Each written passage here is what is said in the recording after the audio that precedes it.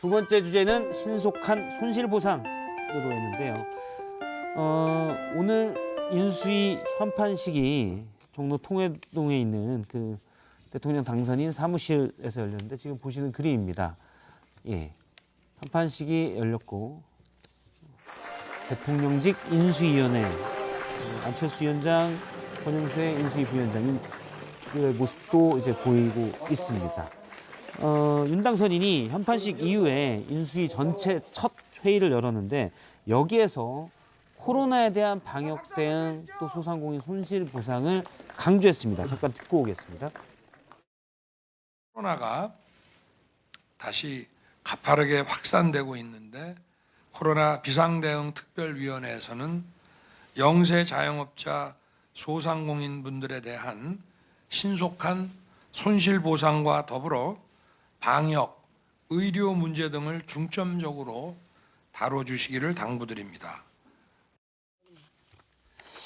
예, 사실 이 부분이 제일 중요한 부분이죠. 저희가 집무실에 너무 관심이 쏟아졌는데, 예, 코로나 손실 보상. 근데 그 부분이 있을 것 같아요. 지금은 또 문재인 대통령이 임기이기 때문에 당선이 어느 정도의 뭐 어떤 역할을 할 수 있나 이런 것도 좀 약간 뭐 생각해볼 문제인 것 같습니다. 어떻게 보시는지요?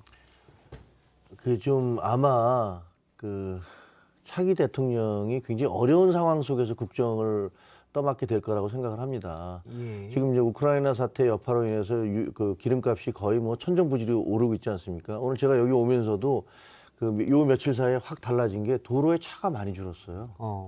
실제로 뭐 기름값이 네. 기름 넣을 때가 제일 싸다라는 얘기가 있습니다. 그렇죠. 덜 막히더라고요. 그거 보면 일반 서민들로서는 이 가파르게 오르는 그 기름값 때문에 이거 내가 평소에 쓰던 기름값에 비해서 너무 많이 올랐기 때문에 이거 차를 몰고 다니면 안 되겠구나 그런 것 같아요. 그렇지 않으면 이렇게 며칠 사이에 갑자기 차가 줄 아무런 이유가 없잖아요. 마치 휴일 같은 대낮 이게 낮에 다니면 그런 느낌을 줄 정도로 차가 많이 줄었더라고요. 그리고 지금 경제적으로도 뭐 우크라이나 사태뿐만이 아니라 여러 가지 국제 경제가 코로나 여파로 그 일부 아직까지도 세계 경제는 코로나의 그 타격에서 허덕이고 있고 우리나라는 더 마찬가지고요. 지금 최대 인파가 감염되고 있잖아요. 그래서 굉장히 어려운 상황에서 국정을 떠맡게 될 것이고 그래서 저는 이 전임 대통령과 후임 대통령이 빨리 만나서 이런 부분들에 대해서 서로 이렇게 협의를 하고 그다음에 격려를 해주셨으면 좋겠어요. 예. 그러면서 내가 해봤더니 이러이러한 부분이 어렵고 힘들더라. 이런 것들은 당신은 이렇게 피해 나가라라든가 이런 부분들이 주어지면 이렇게 하면 그러면 우리가 이제 고질적으로 얘기하는 어떤 뭐 전임 대통령과 후임 대통령의 갈등, 후임 대통령이 들어서서 전임 대통령에 대해서 공격을 하고 뭐 이런 부분들이 없어야 되잖아요. 그런 것들을 좀 해주셨으면 좋겠다라는 생각이 들어요. 그러니까 사실은 지금 윤석열 당선자께서 하셔야 될 일이 지금 1조 원 넘는 예산을 들여가 청와대 옮기니 이명박 대통령 측근 중에 핵심 의원을 통해 가지고 이명박 대통령 사면하라, 뭐 민정수석실 폐지한다 이런 게 아니고 대통령을 현직 대통령을 만나서 오찬을 하면서 정말 우리가 이거 코로나 손실보상 빨리 해야 될 거 아닙니까? 그래서 우리가 합의를 해서 여야 사이에 지금 국회가 열려 있으니까 빨리 여야 협상을 해가지고 예. 좀 이게 빨리 좀 진척이 되도록 하자.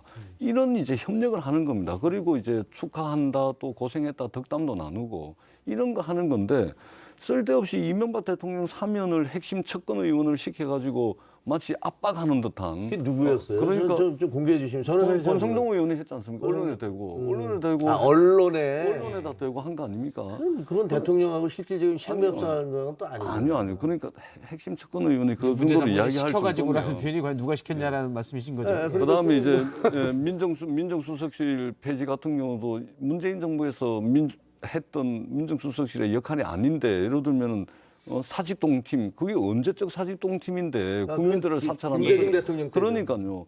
그러니까 지금의 청와대 민정수석실이 한 일도 아닌데 그 마치 지금의 민정수석실이 한 일로 해가지고 계속 이제 자극을 하고 막 하는 거 아닙니까?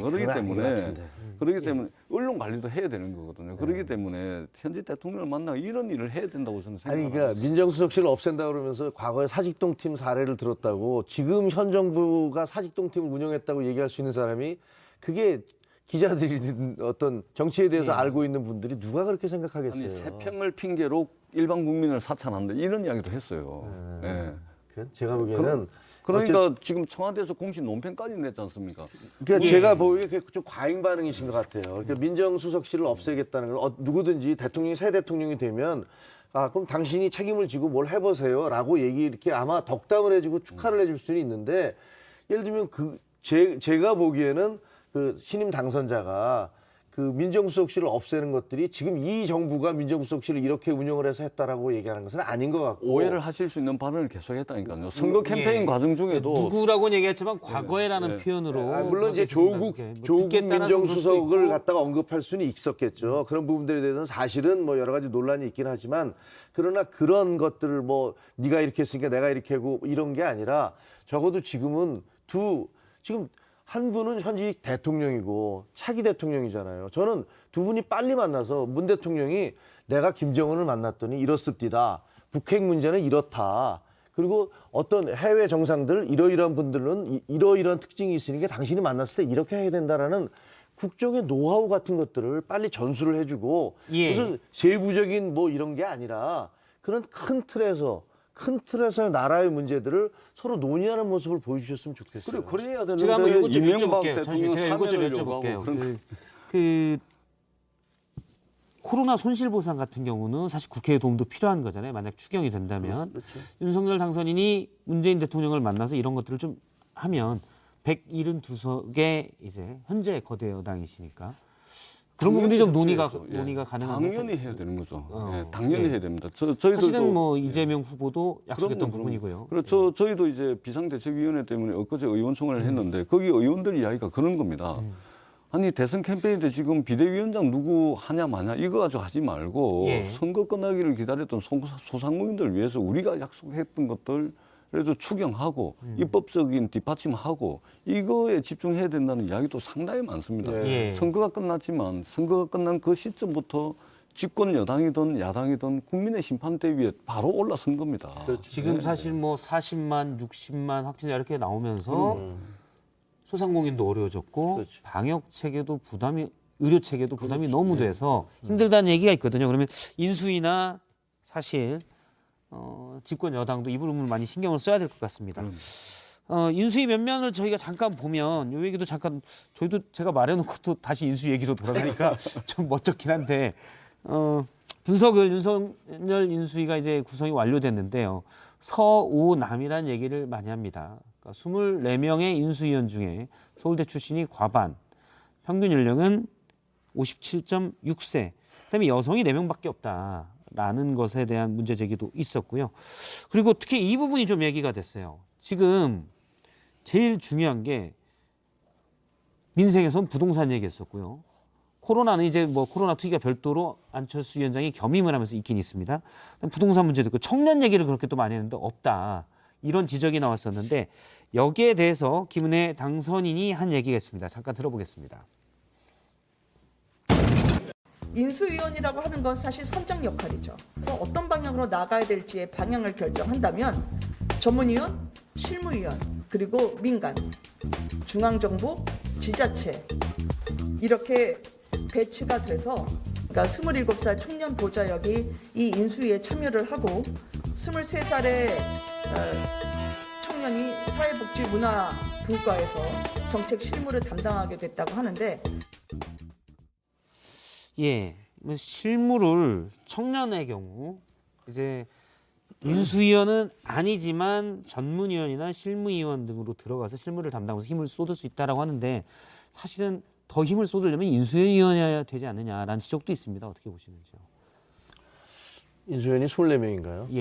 24명에다가 이제 인수위원장과 부위원장 등이 그런 들어가죠. 분들이 있는데 저는 사실 그 수많은 업무를 담당을 해야 되니까 정말 다양한 사람들이 들어가게 되는데 거기 보면은 반드시 어딘가에는 빠지게 됐어요. 뭐 사회적 약자 부분일 수도 있고 여성 부분일 수 있고 지금 나오는 청년 부분일 수도 있고 부동산 부분일 수도 있고 환경 부분일 수도 있고 뭐 여러 가지가 있을 수 있단 말이에요. 만약에 그거를 하나하나 따지면서 이것도 빠지지 않았어, 저것도 빠지지 않았어라고 얘기를 하기 시작한다면 아마 감당할 수 없을 만큼 인수위가 커져야 될 것 같기도 하고요. 예. 법에 근데 24명으로 정해져 그렇죠. 있습니다. 그리고 예. 부동산 문제가 예를 들면 부동산 문제를 해법해야 되는데 그러면 누구를 앉히면 당장 이런 얘기 나올 거예요. 어떤 사람 앉히면 저 사람이 부동산 전문가 맞아? 무슨 근거로 그렇게 얘기해? 이렇게 나올 겁니다. 지금 대한민국의 부동산 문제가 어떤 전문가 한두 사람에 의해서 해결될 거라는 생각은 들지도 않고요. 예. 나머지 다른 모든 문제들도 예를 들면 청년 문제가 청년 한 사람을 여기다 자리에 앉혀놓는다고 그래서 우리나라의 청년 문제가 해결된다든가 일자리 문제에 어떤 사람을 앉혀놓는다고 그래서 우리나라의 일자리 문제가 해결될 거라고는 생각하지 않습니다. 예. 그래서 언론에서 저도 언론 출신이지만 언론은 조금 침소봉대하거나 좀 과장하는 측면도 있잖아요. 그래서 어떤 사람이 앉으면 마치 그 사람이 모든 것을 저 사람이 갔으니까 이게 다 해결될 거 그런 적 본 적 없거든요. 사실상 어떤 문제 해결은 한두 사람이 뭐 명망가가 있다고 해서 해결되는 건 아닙니다. 그것은 그 정부 전체, 인수위 전체의 힘으로 밀어가는 예. 것이기 때문에 저는 조금 지켜봐주는 여유가 필요하다고 생각을 해요. 이미 24명 인사가 끝났기 때문에 지켜보기보다는 평가를 받을 단계죠. 네. 예. 그 인수위원 24분에 이제 뭐 인수위원장, 부위원장, 비서실장, 행정실장 등등 다 하면 한 30명 정도 되는데 이것도 마찬가지예요. 그다음에 지금 김은혜 대변인이 뭐 전문위원 인수위에 이제 전문위원, 행정관, 행정요원들이 배치가 됩니다. 이분들은 서포트하는 실무자들이에요. 여기서 지적받은 부분들을 보완하겠다. 그건 그냥 실무자입니다. 우리가 인사가 왜 중요하냐면 인사는 곧 인사에 그치는 것이 아니고 메시지입니다. 인사는 곧 메시지입니다.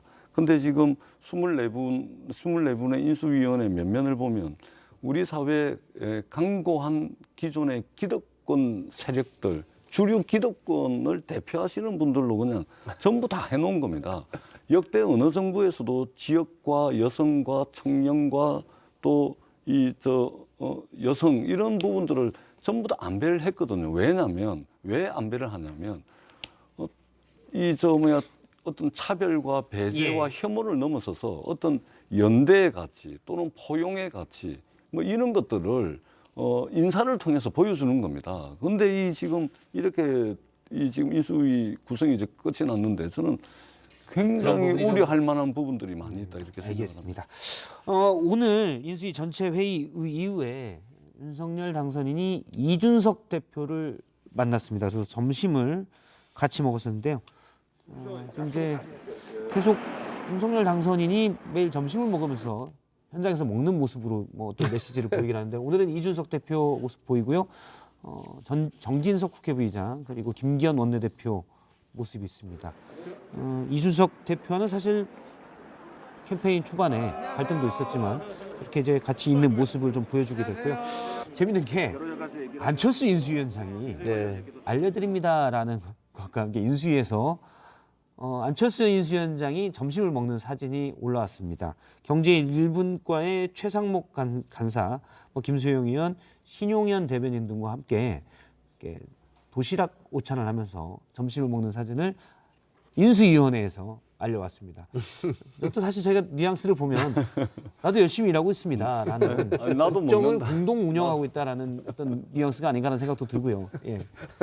근데 지금 이제 점심 먹었는데 그 사진 한번 봤으면 좋겠는데요. 아까 네. 그 김기현 원내대표하고 이제 네, 다시 이준석 한번 좀 대표하고 밥 먹는 보여주시겠습니까? 사진 있잖아요. 밥 먹는 사진. 근데 그 사진 보면은 이거 아닌데? 그러니까 지금은 밥 먹으러 이제 가는 모습이고요. 가는 모습이고요. 예. 그 사진 보면 저 사진이죠. 저 뭘 느끼세요? 굉장히 어떻게 보면 이 탈권위적이지 않습니까? 예를 들면 그 전에 대통령 당선자와 그 이전에 다른 사람들이 식사를 하는 장면들을 저는 꽤 많이 봤던 것 같은데 예. 나름 보면은 그냥 글쎄 저는 저 사진을 보고서 이제 앞으로 윤석열 당선자가 뭐 소탈하게 소통할 것이다 이렇게 얘기하는 건 궤변이랄 거라고 생각을 해요. 그거는 과장일 거라고 분명히 알고 있습니다. 하지만 저는 조금 다른 모습을 보여주지 않을까 앞으로. 예를 들면 뭐 식사를 하거나 사람들과 만나는가 본인이 이제 절대 혼밥을 하지 않겠다고 얘기했으니까 그런 부분에서 좀 달라질 것이라고 기대를 하고요. 안철수 지금 대표도 열심히 일을 하고 계시니까 그런 모습을 보여주면서 빨리 안착을 하시기를 바랍니다. 우리 센터장님께서 김종혁 센터장님께서 탈권위다운 탈권위를 잘 못 보신 것 같은데 저걸 가지고 왜 그래요? 그렇게까지 아니 일단 반찬을 가질 와이셔츠로 수가 많지는 않았다. 이렇게 커피 들고 그 걸어 다니신 거 알아요. 우리는 노무현 대통령 모셔보고 해서 저걸 뭐 저 정도를 가지고 탈권위를 하면 그 좋습니다. 식사 정치 좋고요. 예. 또 다양한 분들 식사하시는 거 되게 좋습니다. 예. 굉장히 보기 좋은 모습이고 저는 초심을 잊지 않길 잊지 않길 바라고 다만 조금 아쉬운 것은 이게 너무 자주 이제 할 필요까지 있겠냐 하더라도 뭔가 메시지가 있으면 예. 예를 들면 오늘 당 지도부하고 만난 거 아닙니까? 그러면은 국회에서 추경 좀 빨리 할 수 있도록 야당하고 협상을 좀 하라든지 아니면 이준석 당대표한테 지난번에 그 선거 캠페인 과정에서 민주당이 정치 개혁안을 내놨는데 그 정치 개혁안에 대해서 이런 메시지까지 같이 좋은 곁들여 아이디어예요. 저 주면 같으면 그냥 밥만 먹는 것이 아니에요. 제가 장지원 실장이면 여기 조차는 아니죠. 비운으로 이 자리에 아니지. 일단 장지원 실장이 저기 다음 주 중에 민주당 지도부랑 당선인이 밥을 먹어라. 김치찌개 먹었으니까 그렇죠. 된장찌개를 먹든 그렇죠. 그런 조언을 좀 하는 게 어떨까? 그러니까 계속 밥만 먹는 것만 나오는데 여기에다가 메시지가 돼야 돼요. 예. 술이 아니고. 술이 아니고 예. 술이 아니고 메시지가 메시지가 그렇죠. 진짜 협치를 하려면 사실은 상대방하고 손을 잡아야 되잖아요. 아마 윤석열 민주당 밥 당선인께서는 먹으러 밥하고 하시면 술을 손재수 의원님은 하고 나가서 식사를 당선인이랑 하겠습니까? 뭐 소화가 잘 안 될 것 같아서. 아이, 왜 그래요? 혹시 뭐 참. 점심에 꺼리는 음식들이 좀 있습니까? 예. 봅시다. 알겠습니다. 당연히 가요. 당연히 가야죠. 예, 그렇죠. 가서 사실은 그럼 이제 거대 여당 2달 뒤면 거대 야당이기 때문에 활발한 소통이 중요할 것 같습니다.